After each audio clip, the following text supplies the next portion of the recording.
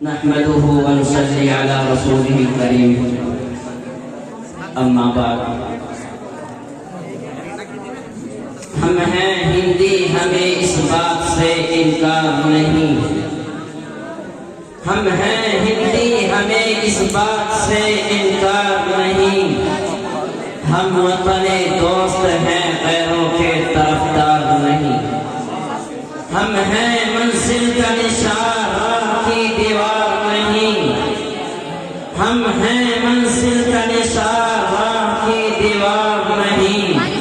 ہم وفادار ہیں اس دیش کے غدار نہیں لائق صدر احترام اور اس میں اساتذہ اکرام اور عزیز طلباء ہندوستان کی سرزمین کا گوشہ گوشہ اور گلستان ہند کا پتا پتا بوٹا بوٹا اس بات پر شاہد ہے کہ جب ہندوستان کی سرزمین پر تنکے گوڑے اور منکے گاڑے انگریزوں کا ناپاک سایہ پڑا اور جب یہ سازشی کو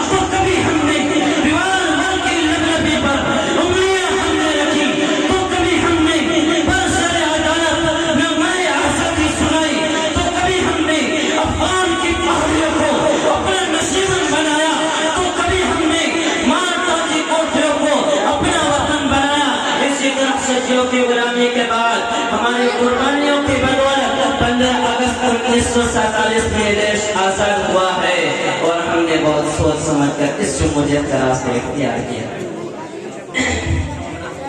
میرے نوجوانوں ہماری جمہوری ہندوستان میں مسلمانوں کے دردناک واقعات اور ظلم و ستم کی رویداد سامنے آتی ہے تو خون کے آنسو نکل پڑتے ہیں کہ اگر ہمارے اسلاف و اکابر کو اس کا تصور بھی ہوتا تو خدا کی قسم وہ لوگ کبھی اس ملک کو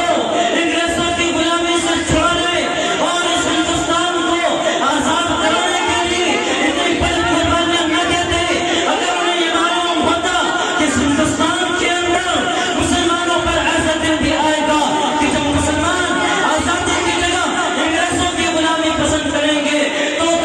تلوار لے کر میدانی جنگ میں نہ نکلتے جن مسلمانوں نے تحریک آزادی میں اپنے لہو سے مادر وطن کی کاس بجائی جن مسلم حکمرانوں نے اپنے 716 تاریخ میں ہندوستان کو دولت و سرب سے مالا مال کر دیا تھا اس ہندوستان کو سونے کی چڑیا بنا دیا تھا اس ہندوستان کے اندر اتحاد و اتفاق کا چمن لگایا تھا آج اس ہندوستان کو غدار کہا جا رہا ہے ارے انہیں کیا معلوم کہ جس ہندوستان کی آزادی کے لیے بھارت کوٹ کی پہاڑی پر سید احمد شہید اور شاہ اسماعیل شہید رحمت اللہ علیہ نے جان دی ہے ارے انہیں کیا معلوم کہ جس ہندوستان کی آزادی کے لیے شیخ الہند اور شیخ الاسلام کالا پانے گئے ہیں ارے انہیں کیا معلوم کہ جس ہندوستان کی آزادی کے لیے علماء دیوبند توپوں کا نشانہ بنے ہیں ارے انہیں کیا معلوم کہ جس ہندوستان کی